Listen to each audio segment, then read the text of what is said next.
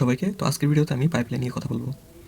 So শুরুতে আমরা বুঝি যে পাইপলাইন কি। Pipeline in machine learning is a structured way to automate and organize workflow for data preprocessing, feature engineering, model training, evaluation and deployment. Pipeline একটি tool বা পদ্ধতি যা মেশিন লার্নিং প্রজেক্টে ডাটা প্রসেসিং, তারপরে হচ্ছে ফিচার ইঞ্জিনিয়ারিং, মডেল ট্রেনিং ধাপগুলোকে ধারাবাহিকভাবে সংযুক্ত করে এবং স্বয়ংক্রিয় করে। এটি ডাটা প্রিপ্রসেসিং, মডেল ট্রেনিং এবং প্রেডিকশন তৈরির প্রতিটি ধাপকে একটি ধারাবাহিক প্রক্রিয়ায় উন্নত করে।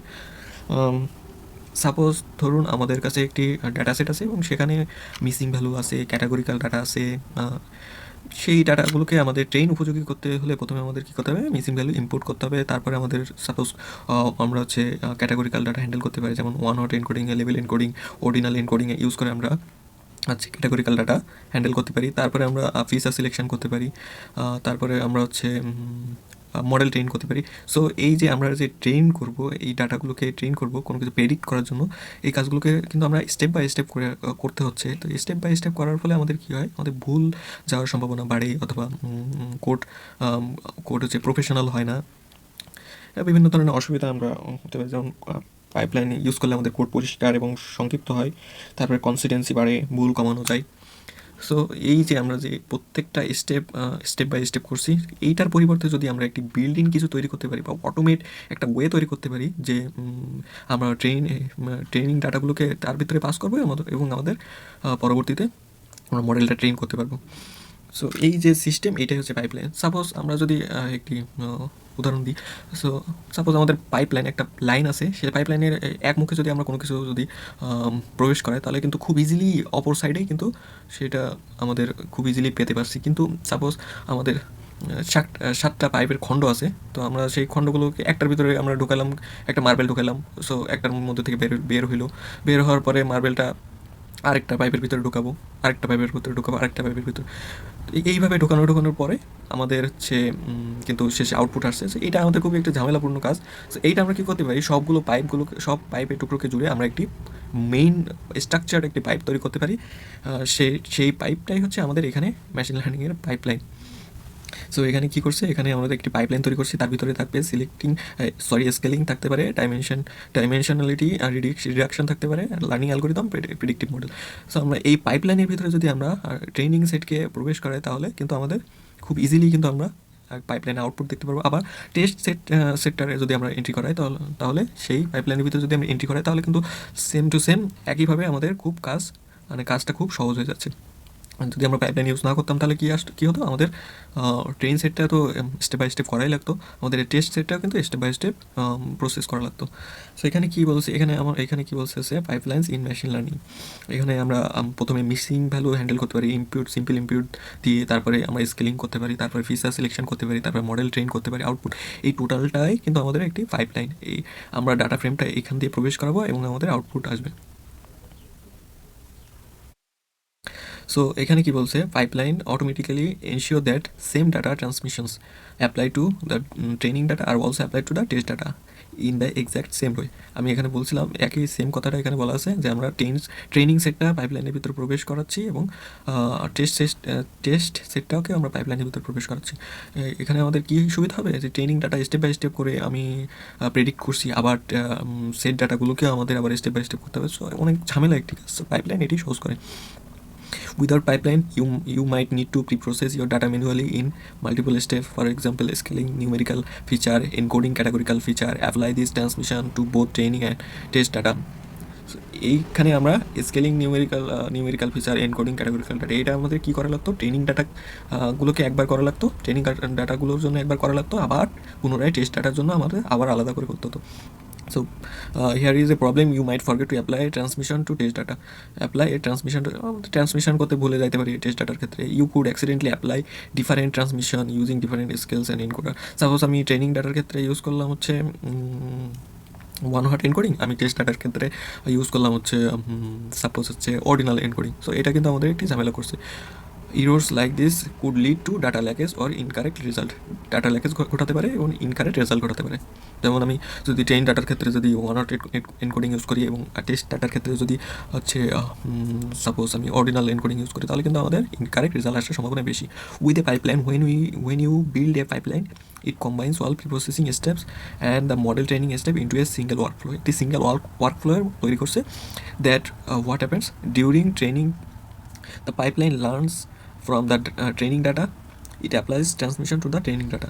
During testing বা prediction the pipelines automatically applies the same transmission. Suppose আমি ট্রেন ডাটার ক্ষেত্রে একটি ট্রান্সফরমেশন তৈরি করলাম, আমি টেস্ট ডাটাকেও সেই সেম ট্রান্সমিশনে প্রবেশ করিয়ে আমি সেম কিন্তু আউটপুট পেতে পারি। এক্ষেত্রে আমাদের ইরোর হওয়ার সম্ভাবনা খুব কম থাকে। এখানে আমরা স্ট্যান্ডার্ড স্কেলার ইউজ করে এক্সটেনকে স্ট্যান্ডার্ড স্কেলারের মাধ্যমে কনভার্ট করলাম। তারপরে আমরা মডেল আর লজিস্টিক রিগ্রেশন ইউজ করলাম এবং মডেল ফিট করব সেই ট্রেনিং ডাটার ক্ষেত্রে এক্সটেন স্কেলড ওয়াই ট্রেন, সেটা আমরা ট্রেনিং ডাটার ক্ষেত্রে ইউজ করছি। আবার কিন্তু আমাদের পুনরায় টেস্টিং ডাটার ক্ষেত্রেও করতে হবে। সো এটা হচ্ছে ভুল যাওয়ার সম্ভাবনা থাকে, বা এখানে risk to forgetting to scale or using fit transmission instead of transmission, এখানে কিন্তু আমাদের অনেক ভুল যাওয়ার সম্ভাবনা থাকে, যেহেতু আমাদের প্রত্যেকটা কাজ স্টেপ বাই স্টেপ করা লাগছে, একটি বিল্ডিং ওয়ে নেই আমাদের। উইথ পাইপলাইন্সের মাধ্যমে আমরা কী করতে পারি, scalar standard scalar model logistic regression, একটা পাইপলাইন তৈরি করলাম, যে পাইপলাইনে আমাদের কী কী কাজ করবে, স্কেলার স্ট্যান্ডার্ড স্কেলার পারফর্ম করবে এবং লজিস্টিক রিগ্রেশন পারফর্ম করবে। সো এইখানে যদি এই পাইপলাইনের ভিতরে আমরা যদি ট্রেন এবং ওয়াই ট্রেন উভয় পাস করি, তাহলে কিন্তু আমাদের কাজটা সহজ হয়ে যাচ্ছে। আমাদের ওয়াই ট্রেনের জন্য আমাদের আর আলাদা কিছু করা লাগতেছে না। সো আমরা তো এই কাজগুলো স্টেপ বাই স্টেপ করতে পারতাম। তো আমরা কেন পাইপলাইন ব্যবহার করবো? পাইপলাইন কী করে, কনসিস্টেন্সি বাড়ায়। পাইপলাইন ব্যবহার করে ট্রেন ও টেস্ট ডেটার উপরে একই প্রি প্রসেসিং ধাপ স্বয়ংক্রিয়ভাবে প্রয়োগ করা যায়। তারপরে কোড পরিষ্কার ও সংক্ষিপ্ত করে। প্রি প্রসেসিং এবং মডেল ট্রেনিংয়ের জন্য আলাদা কোড লেখার প্রয়োজন হয় না, ভুল কমানো যায়। আলাদা ধাপে প্রি প্রসেসিং এবং মডেল প্রয়োগ করতে গিয়ে প্রায় মানুষ ভুল করে, পাইপলাইন এই ভুল কমিয়ে দেয়। তারপরে আমাদের আছে সহজ ডিপ্লয়মেন্ট। পাইপলাইন তৈরি করে পুরো মডেলকে একটি সিস্টেমে সহজে ডিপ্লয় করা যায়। পাইপলাইন কী করে, পাইপলাইন আমি একটি ডাটা সেটকে সাপোজ হচ্ছে প্রথমে মিসিং ভ্যালুস ইনপুট করলাম, মিসিং ভ্যালু ইনপুট করার পরে আমাদের একটা আউটপুট বেরোলো, সেই আউটপুটটা আমরা স্কেলিংয়ের জন্য ইউজ করব। সেই স্কেলিংয়ের জন্য ইউজ করার পরে আমাদের আরেকটি আউটপুট বেরোবে, সেই আউটপুটটা আমরা ফিচার সিলেকশনের জন্য ইউজ করব, একটি আউটপুট বেরোবে, সেটা আমরা মডেল ট্রেনিংয়ের জন্য ইউজ করবো। তারপরে আমাদের কিন্তু আউটপুট আসছে। এখন যদি আমরা কোডের দিকে আসার চেষ্টা করি, তাহলে আমরা এখানে অনেকগুলো আমাদের নেসেসারি লাইব্রেরিজগুলো ইনপুট করে নিয়েছি, যেমন পান্ডাস ইনপুট করে নিয়েছি ডাটা ফ্রেম তৈরি ডাটা ফ্রেমের জন্য, নামপাই ম্যাথমেটিক্যালের জন্য, তারপরে স্কেলার মডেল সিলেকশন ট্রেন্ডের স্প্লিট করার জন্য, তারপরে আমরা সার্কিট লাইনে পাইপলাইন মডিউল থেকে পাইপলাইন ইনপুট করে নিয়েছি, তারপরে আমরা কলাম ট্রান্সফারের জন্য কলাম ট্রান্সফার ইনপুট করলাম, তারপরে আমরা মিসিং ভ্যালু ইনপুট করার জন্য সিম্পল ইনপুটার ইউজ করলাম, তারপরে প্রি প্রসেসিংয়ের জন্য ওয়ান হট এনকোডার, তারপরে হচ্ছে মিন ম্যাক্স স্কেলার ইউজ করলাম, তারপরে ফিচার সিলেকশনের জন্য আমরা সিলেক্ট কে বেস্ট ইউজ করলাম, CH-I2 ইউজ করলাম, তারপরে আমরা র্যান্ডম ফরেস্ট ক্লাসিফায়ারের মাধ্যমে প্রেডিকশন বা মডেল ট্রেন করব। সাপোজ আমাদের একটি ডাটা সেট আছে না অ্যাক্সিডেন্ট নামে, সেই ডাটা সেটটা এখানে আমরা মডেলগুলো ইনপুট করে নিই। 10টি স্যাম্পল যদি আমরা দেখি, তাহলে আমাদের কী কী আছে, এজ আছে, জেন্ডার আছে, স্পিড অফ ইম্প্যাক্ট আছে, helmet used, seat belt used, survived. এখন যদি আমরা ডাটা ফ্রেমটাকে শেপ দেখি, তাহলে আমাদের ডাটা ফ্রেমটা 200টা রো এবং 60টি কলাম রয়েছে। এখন যদি আমরা ডাটা ফ্রেমে দেখি যে ডাটা ফ্রেমে কোনো নাল ভ্যালু আছে কিনা, যেহেতু মিসিং ভ্যালু আমাদের অনেক মডেল প্রেডিকশানে ইরো দেখায়। সো আমরা এখানে দেখতে পাচ্ছি এজের ভিতরে কোনো মিসিং ভ্যালু নাই, জেন্ডারের ভিতরে একটি মিসিং ভ্যালু আছে, তারপরে স্পিড অফ ইম্প্যাক্টের ভিতরে 3টা মিসিং ভ্যালু আছে, আর বাকিগুলোতে একটা মিসিং ভ্যালু নেই। সো আমাদের ট্রেনিং বা ট্রেন কলামগুলোকে আমরা আলাদা করব এবং আমাদের প্রেডিকশান কলামগুলোকে আলাদা করব। সেখানে আমাদের এইখান থেকে এই কলামগুলো আমরা ট্রেনিংয়ের জন্য ইউজ করছি এবং এটা টার্গেট কলাম হিসেবে আমরা সার্ভাইভড ইউজ করছি। সো সেমভাবে আমরা কী করছি, ড্রপ সার্ভাইভ, মানে ড্রপ করে এই বাকি সবগুলো কলামকে আমরা ট্রেনিংয়ের জন্য ইউজ করব। সো এখানে যদি আমরা দেখি, তাহলে আমরা দেখতে পাচ্ছি যে ড্রপ হয়ে গেছে আমাদের সার্ভাইভটা। এখন আমরা টার্গেট কলামটা সিলেক্ট করবো, ওয়াই দিয়ে টার্গেট কলাম সার্ভাইভটা আমরা সিলেক্ট করছি। সো এখানে আমরা দেখতে পাচ্ছি যে সার্ভাইভ কলামটা আমাদের এসছে। এখানে এখন আমরা ট্রেন টেস্ট স্প্লিট করব। টেস্ট সাইজ নিয়েছি আমরা 0.2। তার মানে যদি আমাদের 100টা ভ্যালু থাকে, তাহলে আমাদের 80টা ভ্যালু হচ্ছে যাবে ট্রেনিংয়ে এবং 20টা ভ্যালু যাবে টেস্টে। এখন যদি আমরা এক্সটেন্ডটা আমরা দেখি, তাহলে আমরা এক্সটেন্ড হেড দেখতে পাচ্ছি। এক্সটেন্ডে আমরা যদি শেপ দেখি, তাহলে আমরা দেখছি 160টা। যেহেতু আমাদের 200 ভ্যালু আছে, 200 ভ্যালু 20%, 160 এক্সটেন্ড শেপ। এখন আমরা কি করছি, এখন আমরা হচ্ছে ক্যাটাগরিক্যাল নিউমেরিক্যাল কলামগুলো আলাদা করব। এখানে আমাদের ক্যাটাগরিক্যাল কলামগুলো কী কী আছে, জেন্ডার আছে, হেলমেট ইউজড আছে, সিট বেল্ট ইউজ আছে। আর নিউমেরিক্যাল কলামগুলো আছে age and speed of impact. So এগুলোকে আমরা আলাদা করলাম, ক্যাটাগরিক্যাল কলাম, নিউমেরিক্যাল কলাম। এখন আমরা কি করব, এখন আমরা পাইপলাইন তৈরি করব নিউমেরিক্যাল ট্রান্সমিশনের জন্য বা নিউমেরিক্যাল কলামগুলোর জন্য আমরা একটি পাইপলাইন তৈরি করব। পাইপলাইন তৈরি করার জন্য আমরা কি করব, এখানে ইনপুট করব সিম্পল ইনপুটার স্ট্র্যাটেজি হবে আমাদের মোস্ট ফ্রিকুয়েন্ট। তার মানে আমাদের সাপোজ আমাদের যদি 5টা ভ্যালু থাকে এবং 5টা ভ্যালুর ভিতরে যদি 8টা ভ্যালু হচ্ছে আমাদের সাপোজ 10 হয়, তাহলে আমাদের মিসিং ভ্যালুটা 10 দিয়ে ইনপুট হবে। আমরা স্কেলার ইউজ করছি মিন ম্যাক্স স্কেলার। সো আমরা নিউমেরিক্যাল ট্রান্সফর্মার তৈরি করলাম। নিউমেরিক্যাল ট্রান্সফর্মারটা যদি আমরা দেখি তাহলে আমাদের সিম্পল ইনপুটার পেয়েছি এবং আমাদের মিন ম্যাক্স স্কেলার পেয়েছি। তো আমরা নিউমেরিক্যাল ট্রান্সফর্মারের জন্য একটি পাইপলাইন তৈরি করলাম।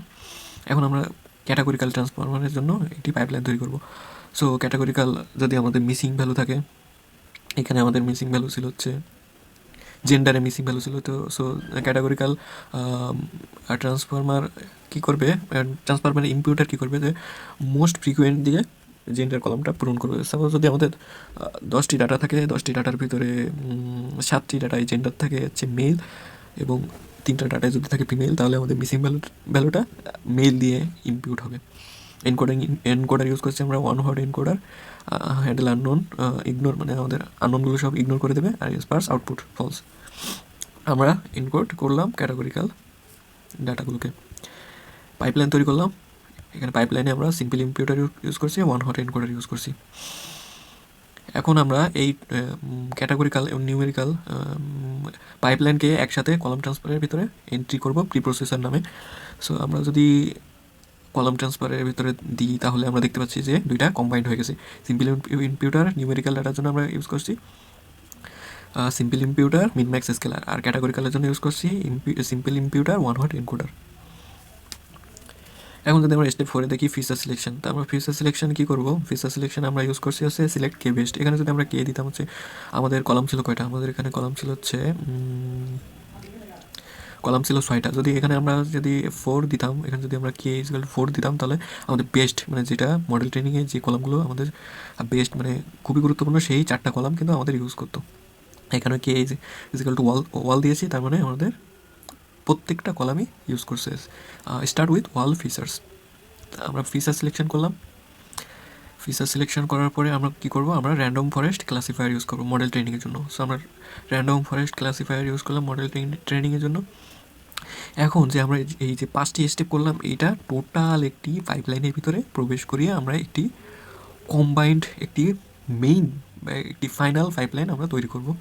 সো আমরা কী করছি, পাইপলাইনের ভিতরে স্টেপসে আমরা কী করছি, প্রি প্রসেসর, এই যে আমরা প্রি প্রসেসর আমরা নিউমেরিক্যাল ক্যাটাগরিক্যালের জন্য যে পাইপলাইন তৈরি করেছিলাম এটা প্রবেশ করলাম ফাইনাল পাইপলাইনের ভিতরে।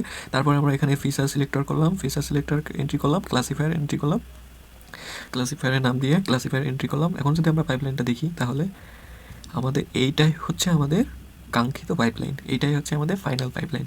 পাইপলাইনে কী করছে, সাপোজ এখান থেকে আমরা ডাটা এন্ট্রি করলাম, এখন প্রিপ্রসেসর কলাম ট্রান্সফার, এখন এটা কী করবে যে আলাদা করবে, যে আমাদের কলামগুলোকে আলাদা করবে যে এটি কি নিউমেরিক্যাল কলাম নাকি ক্যাটাগরিক্যাল কলাম।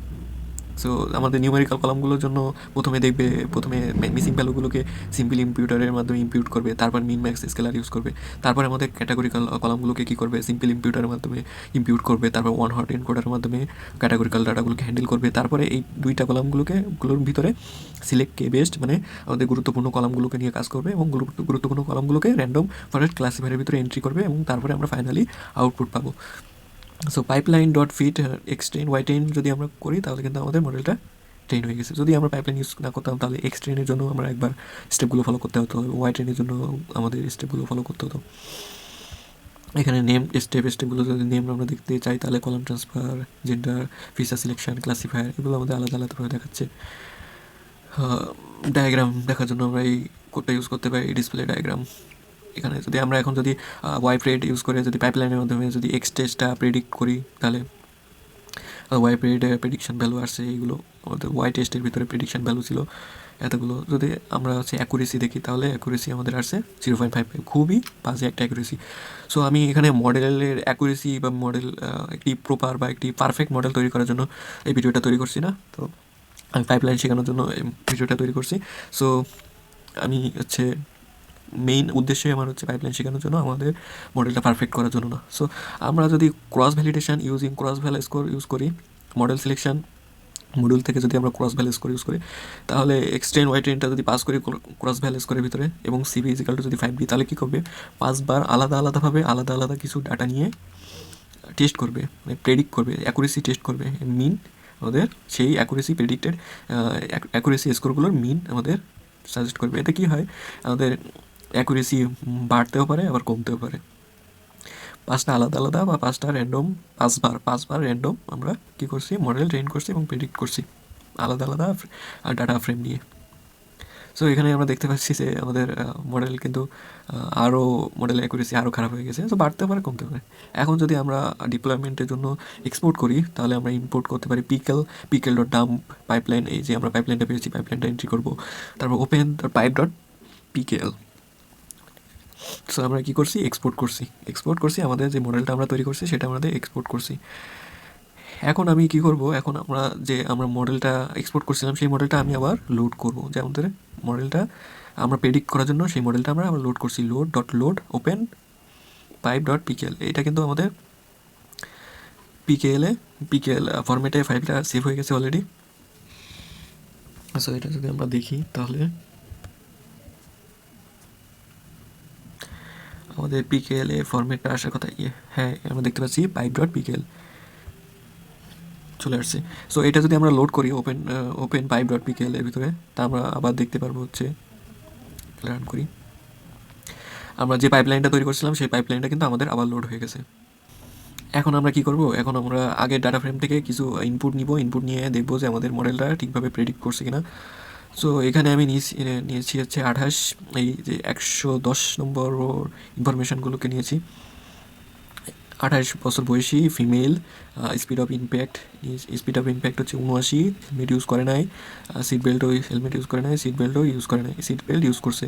এখানে দেখাচ্ছে তার সার্ভাইভ করার সম্ভাবনা 0।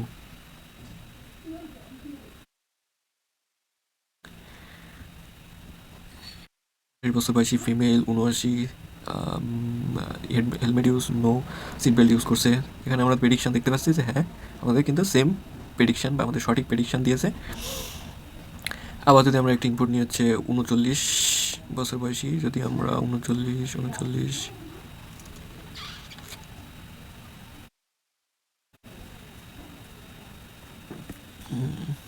যদি আমরা ইনপুট নিই র্যান্ডম, 39 বছর বয়সী, ফিমেল, তার স্পিড ছিল হচ্ছে 113, হেলমেটও ইউজ করে নাই, সিট বেল্টও ইউজ করে নাই, তার সার্ভাইভ করার সম্ভাবনা দেখাচ্ছে আমাদের 1, তার মানে সে সার্ভাইভ করবে।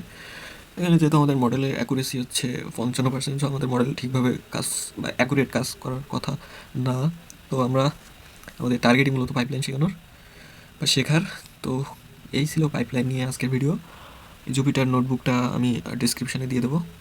সো ধন্যবাদ সবাইকে।